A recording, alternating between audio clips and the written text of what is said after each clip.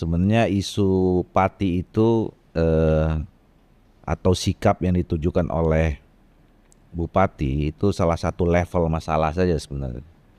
Jadi kalau kita urai mulai dari masalah dari hulu sampai hilir, apa yang disampaikan Bupati itu masalah di hilir.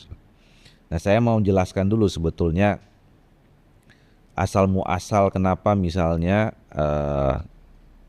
kenaikan itu terjadi, ya. Nah, ini yang juga ke depan menurut saya harus segera dibahas ya oleh pemerintah pusat. Jadi kan masalahnya ini adalah di hulunya bahwa kita masih punya masalah tentang peningkatan kapasitas fiskal atau kapasitas ekonomi di daerah, gitu ya.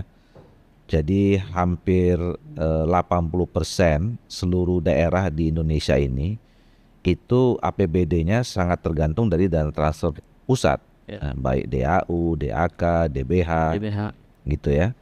Nah, jadi mereka cuma hanya mengisi APBD-nya dengan PAD maksimal sekitar 20-30%. Nah, ini problem. Nah, harusnya kan dengan Indonesia yang sudah 80 tahun, kemudian kita sudah menerapkan konsep otonomi daerah, semakin hari harusnya daerah-daerah itu semakin mandiri, tidak punya atau bisa lah secara perlahan lepas dari ketergantungan pusat, gitu. Nah, ini yang menurut saya jadi akar masalah. Nah, yang kedua adalah tentang hubungan keuangan pusat daerah. Nah, kita sudah punya undang-undangnya, ya. Nah, selama ini bagaimana sih sebetulnya hitungan-hitungan sehingga kita bisa menentukan satu daerah itu bisa menerima transfer daerah pusat seperti sebesar apa. Kemudian evaluasi mekanismenya juga seperti apa, ya. Nah, kadang-kadang ada daerah-daerah yang merasa diperlakukan tidak adil, ya.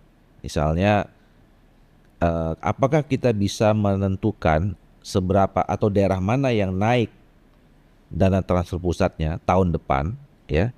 Apakah itu berdasarkan prestasi, kinerja yang baik dari si kepala daerah itu, atau karena pendekatan lobby atau approach yang dilakukan oleh kepala daerah kepada pengambil keputusan itu.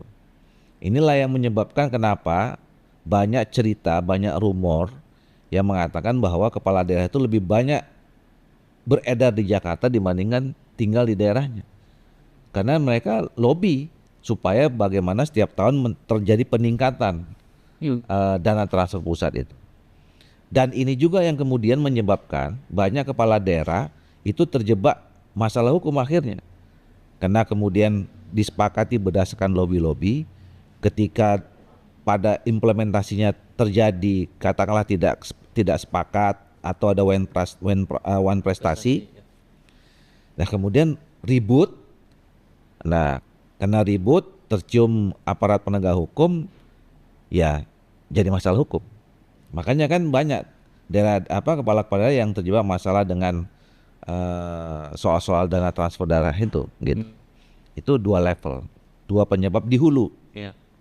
Nah, kalau hilirnya, maka kemudian ketika memang kapasitas fiskal dan ekonomi daerah itu minim, si kepala daerah ini kan mencari cara bagaimana supaya menutupi defisit itu, gitu.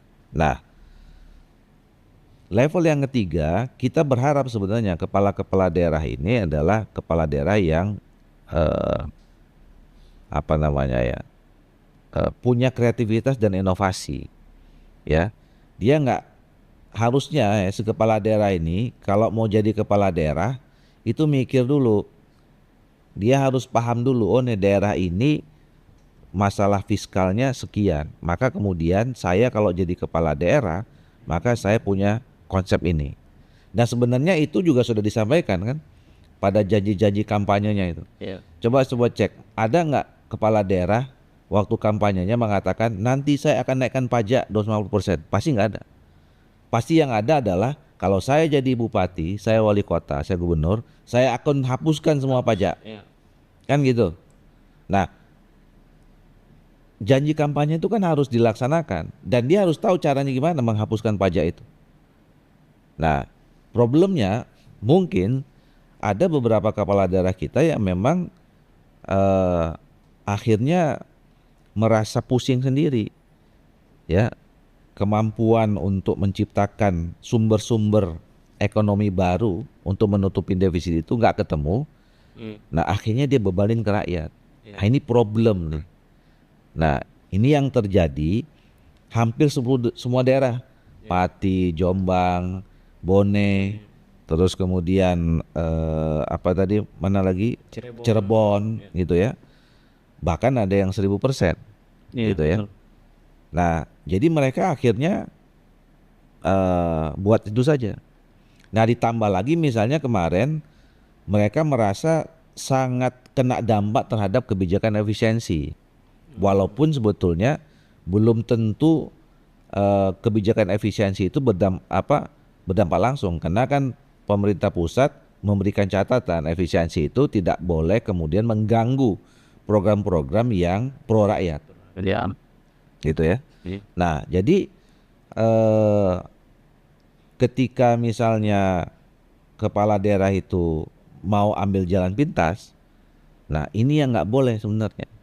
Kita sebagai pemimpin, apalagi pemimpin yang dipilih oleh rakyat, ya, jangan pada saat kita mau jadi pemimpin, kita minta dukungan dari rakyat, tapi ketika kita susah, kita lemparkan, kita bebankan itu kepada rakyat. Ini yang kemudian mendapat reaksi dari masyarakat, dari rakyat. Itu level ketiga masalahnya. Ya. Level berikutnya adalah, nah ini sudah mulai masuk di hilir. Hilir ya. Ini soal leadership, ya kan?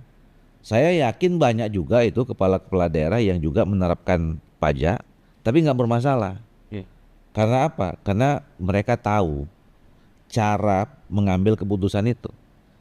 Yang kedua, mereka tahu cara mengkomunikasikannya. Nah, di Pati itu problemnya ini. Coba waktu itu kalau misalnya gagasan, jadi gini, bukan artinya kita bicara ini nggak boleh naikin pajak, boleh saja, gitu. Tapi kita harus tahu situasinya. Kemudian yang kedua, tahu bagaimana mekanismenya, dan yang ketiga mengkomunikasinya gimana. Coba kalau dulu si bupati ini mengkomunikasikan rencana kenaikan pajak ini ke DPR misalnya, DPRD. Kalau di DPRD, dibicarakan DPRD, disepakati dengan DPRD, itu produknya lebih kuat, namanya peraturan daerah. Dan kalau ada apa-apa, bukan tanggung jawab sama bupati aja, tapi tanggung jawab juga bersama dengan DPRD. Nah, kalau masuk ke DPRD, pasti ada uji publik, minta masukan dari masyarakat, dari rakyat, ya. Terus kemudian nanti serap aspirasi, gitu.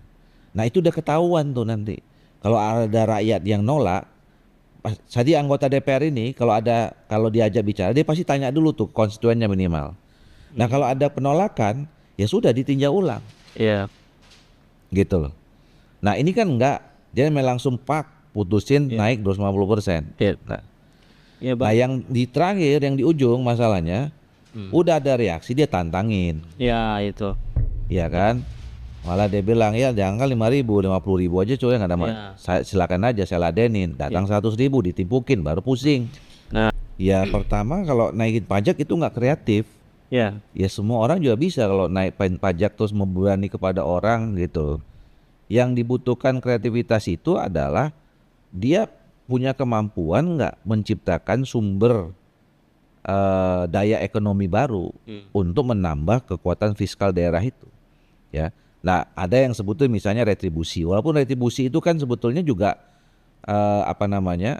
program yang sudah lama dijalankan saja. Tinggal apakah sektor ini kena retribusi atau tidak, ya kan, mana yang belum itu. Tapi misalnya punya kemampuan nggak untuk mengelola potensi yang ada di daerah itu? Ya, sumber daya ekonomi apa yang ada di situ? Sumber daya alam apa yang ada di situ? Ya, sumber potensi manusia apa yang ada bisa dikembangkan di situ? Ya, nah sektor-sektor apa lagi misalnya? Sektor pertanian kah? Sektor perkebunan? Sektor jasa? Sektor apa? Nah itu yang dibutuhkan sebetulnya. Jadi diulik daerah itu apa potensinya. Nah kalau memang diperlukan bantuan koordinasi dengan pemerintah pusat ya disampaikan.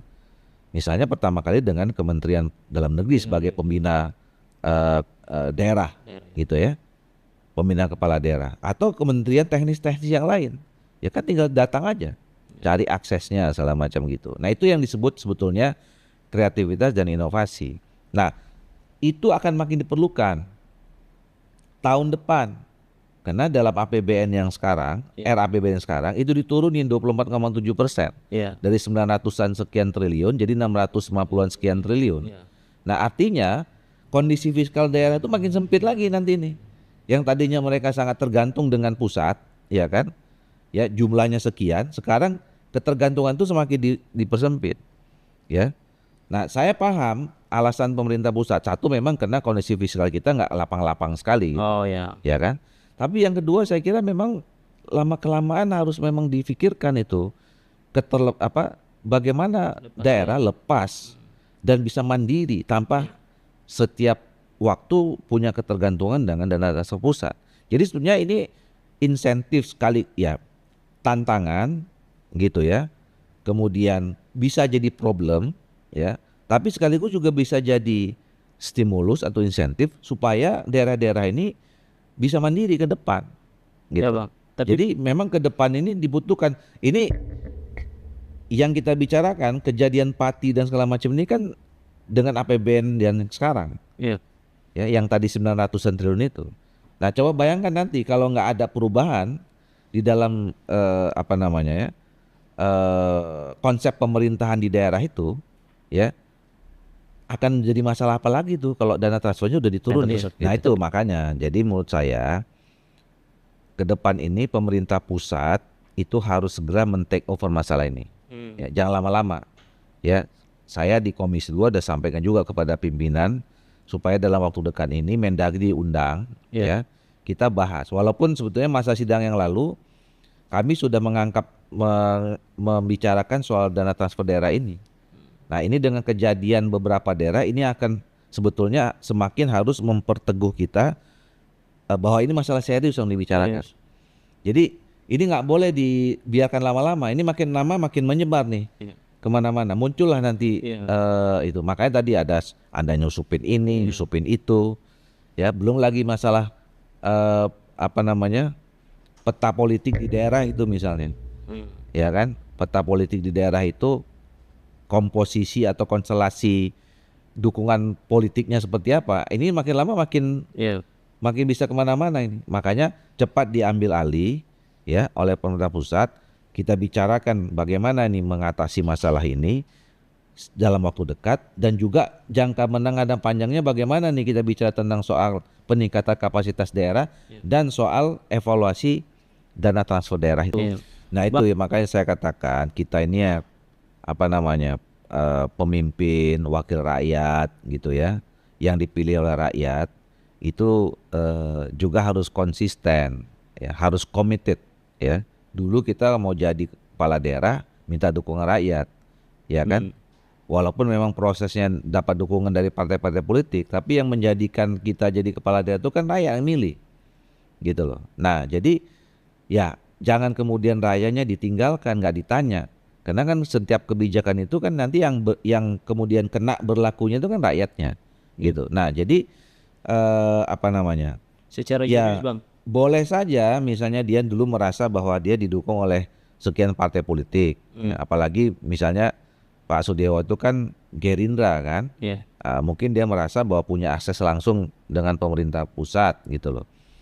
Tapi kan nggak otomatis dia kebal, ya kebal masalah kritik dari rakyat, tidak kebal dengan kekeliruan gitu. Faktanya begitu dia mengeluarkan kebijakan, rakyat bereaksi keras, provinsi, gubernur juga minta itu ditinjau ulang. Pak Prabowo juga pernah bilang minta supaya itu segera di stop gitu loh. Jadi artinya nggak otomatis begitu kita merasa kita kuat dukungan politiknya, terus kita sesuka kita juga kan gitu loh, semena-mena gitu. Nah itu yang saya katakan nggak boleh.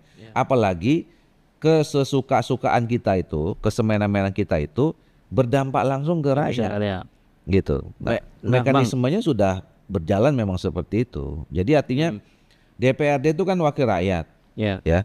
Jadi rakyatnya udah marah, minta sama bupati supaya mundur, bupatinya nggak mau. Ya mereka ngadunya ke DPRD. Nah, DPRD menurut saya juga harus cermat, harus hati-hati. Nggak boleh itu aspirasi diabaikan, gitu, ya.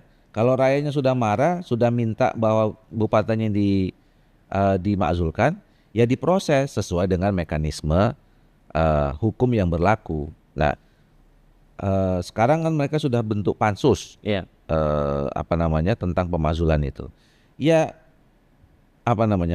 saran saya jangan berhadapan dengan rakyat, gitu ya. Kalau sudah mayoritasnya menginginkan itu, ya ambillah kebijakan yang paling bijak. Yang paling bijak itu adalah tidak bertentangan dengan rakyat. Nah, bahwa kemudian nanti putusannya itu putusan akhir ya berbeda, itu soal lain. Karena soal pemakzulan kepala daerah ini kan tidak murni putusan akhir di DPRD.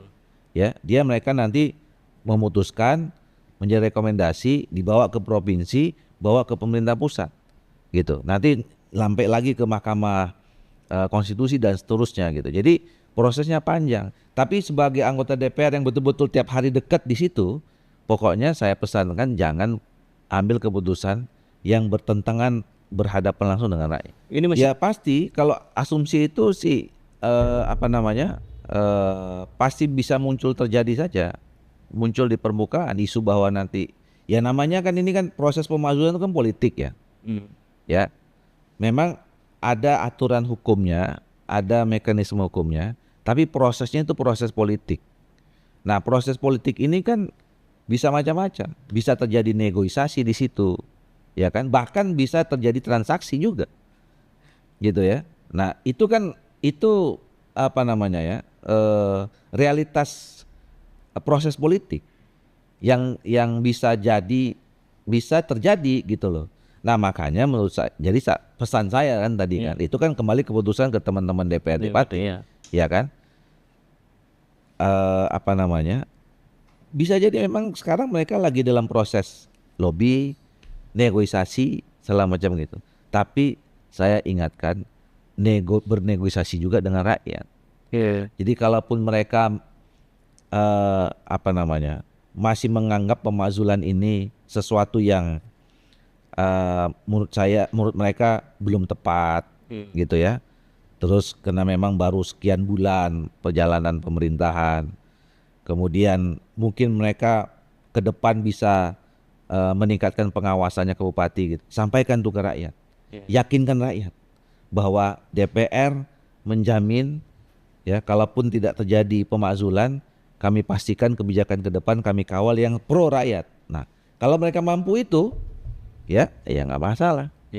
Tapi intinya itu jangan berhadapan dengan rakyat. Ya tadi saya katakan problem utamanya di hulunya harus diselesaikan. Ya, Ya kita gini ya, kita juga nggak boleh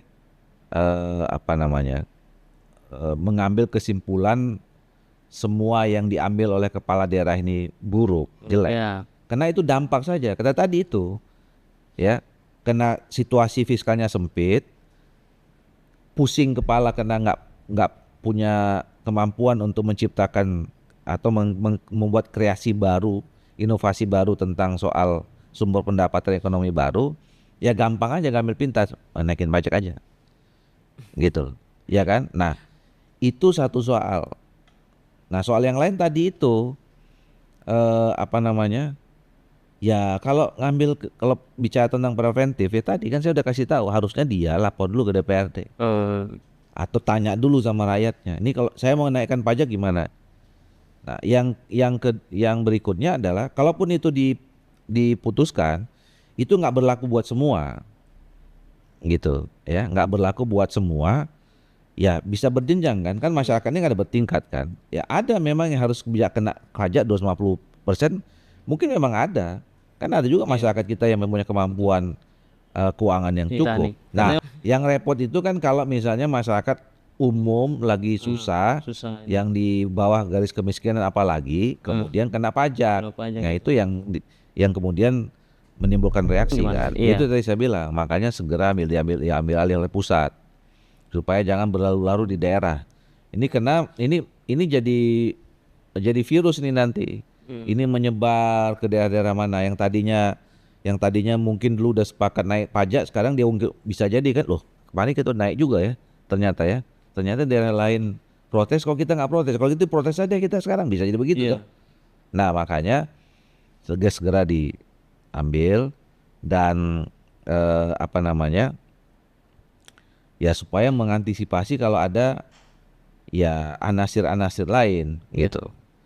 Dan situasi kita ini kan memang sangat rentan ya. Tadi situasi ekonomi rakyat kita ini kan tidak baik-baik amat gitu ya.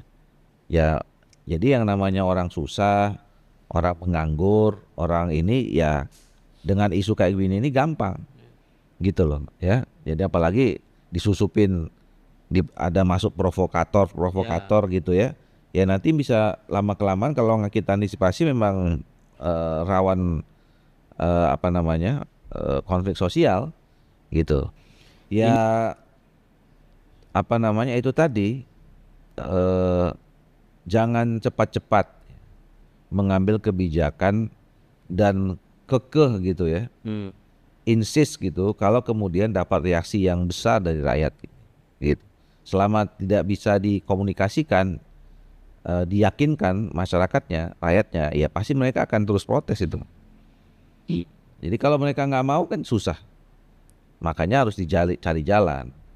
Ya, pokoknya jangan jangan kita bilang ini terus masyarakat banyak bilang jangan gitu. Ya jangan diterusin gitu. Betul. Ya Iya. itu kan yang namanya pembinaan kan terus dilakukan oleh Kementerian Dalam Negeri kepada kepala daerah itu. Nah, tinggal kan dan masalah ini kan tidak bisa digeneralisir ya, berlaku kepada semua daerah. Ini kan bisa dicatat aja berapa Iya. itu. Terutama yang paling fenomenal, yang paling kritis itu kan Pati gitu Ya. ya, yang sudah sampai ke pemakzulan gitu. Nah, tadi kalau misalnya ada nggak jalan lain selain pemakzulan, itu tadi pertama DPR gitu ya, punya kemampuan tidak mereka untuk meyakinkan rakyat. Sekaligus mereka sebagai garansinya ya bahwa kebijakan-kebijakan berikutnya mereka akan kawal ya bupati ini supaya ngambil kebijakan yang pro rakyat. Nah, kalau memang belum bisa juga, ya nanti kan tadi saya katakan mereka putuskan di sana, nanti kan dibawa ke provinsi dan ke pusat. Iya. Ya, tinggal nanti pemerintah provinsi bisa nggak meyakinkan tokoh-tokoh masyarakat yang ada di Pati itu, ya supaya bisa menerima ya apa. Tapi itu harus dimulai dari bupatinya sendiri. Bupatinya punya political will nggak untuk merubah, ya kan? Bukan hanya soal merubah kebijakannya, tapi merubah sikapnya, merubah cara komunikasinya. Yang tadinya jangan nantang-nantang gitu, ya kan? Mengubah mindset masyarakat untuk menerima dia lagi. Nah itu yang butuh. Satu mulai dari dia aja, yang Iya. kedua ya tadi DPRD-nya, kemudian nanti ya apa namanya yang berikutnya lah provinsi dan pusatnya. Ya itu tadi yang saya abang bilang, itu kan nanti tercermin di PAD. Itu yang jadi selama ini sebagian besar daerah APBD-nya itu sumbangsi PAD, pendapatan asli daerah terhadap APBD itu minim.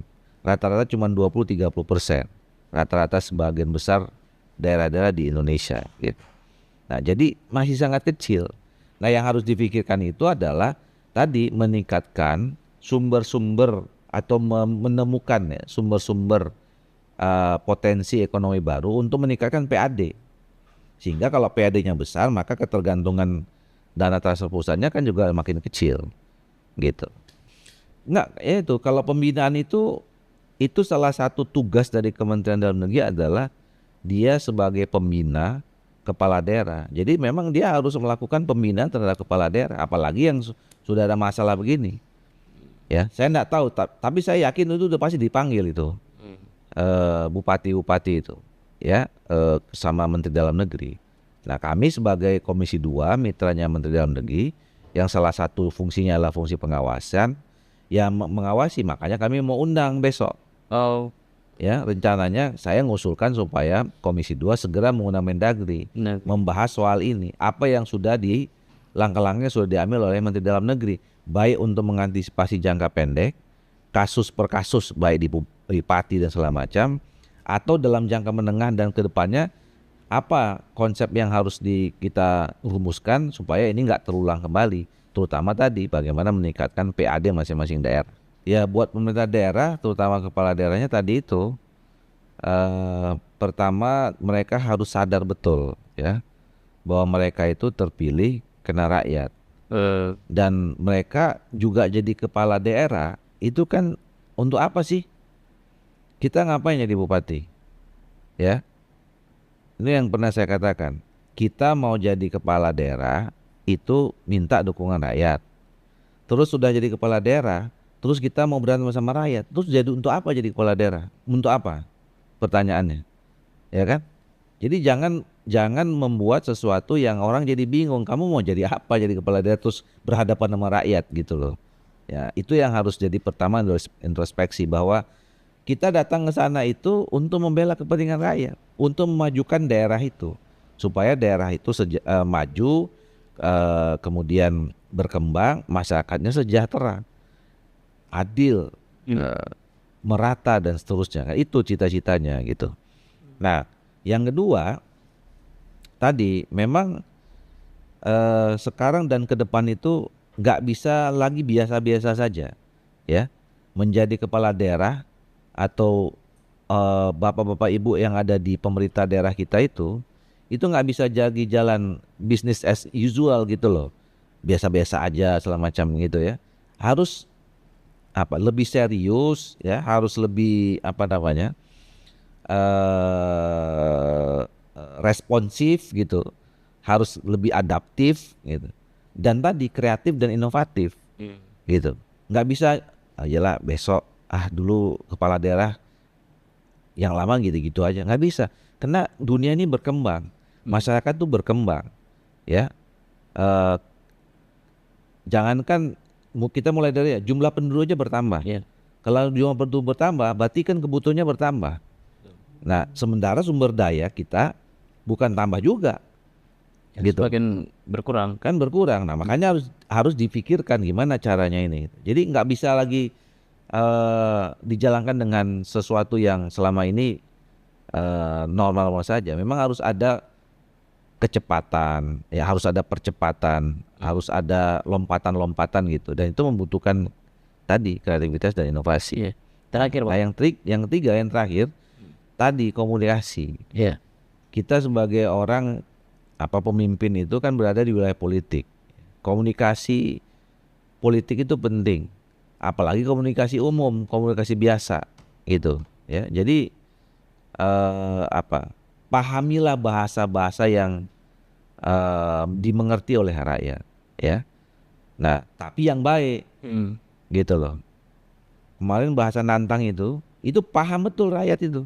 Oh, ini dia nggak susah itu. Rakyat nggak susah menangkap itu. Oh, kawan ini nantang katanya. Oke, kalau dinantang kita layanin. Nah, jadi jangan pergunakan bahasa yang dipahami rakyat tetapi yang salah gitu. Nah, kasihlah bahasa-bahasa yang dipahami rakyat tapi yang baik gitu. Ya, kalau soal pajaknya itu menurut saya carilah sektor-sektor gitu ya, atau yang memang secara objektif tepat dikenakan pajak. Baik istilahnya itu ya, baik objeknya gitu ya, objek ya, pajak. maupun juga masyarakatnya mana Ya, gitu ya, sehingga memang tercipta keadilan. ya, Orang yang kan pajak itu kan nanti ujungnya dikembalikan ke rakyat juga. Ya, saya paham bahwa kebijakan pajak itu diambil dari masyarakat, nanti kan dikembalikan ke rakyat juga. ya, Tapi jangan salah ambil, orang yang nggak punya kemampuan untuk kita ambil atau nggak ada, ya kita ambil gitu. Nah, yang kita ambil itu adalah orang yang memang eh, punya kemampuan untuk bayar pajak itu, sehingga nanti melalui pendapatan pajak itu dikembalikan pemeratanya ke rakyat yang tadi tidak bisa bayar pajak atau yang memang membutuhkan bantuan dari pemerintah, ya, kira-kira gitu. Ya bisa segera selesai. itu ya. Makanya saya katakan segera pemerintah pusat ambil alih masalah ini, jangan terus dibiarkan ini di daerah itu, eh, dan lebih fokus lah. Kalau bisa cepat selesai kan bisa lagi bicara tentang soal hal-hal lain, tentang program-program pembangunan yang lain gitu. Kalau ini putar-putar di sini terus, ya nanti program yang lain bisa terganggu. Itu yang nggak boleh juga. Karena kalau program lain terganggu, apalagi program yang langsung ke masyarakat, ya nanti yang menderita masyarakat juga.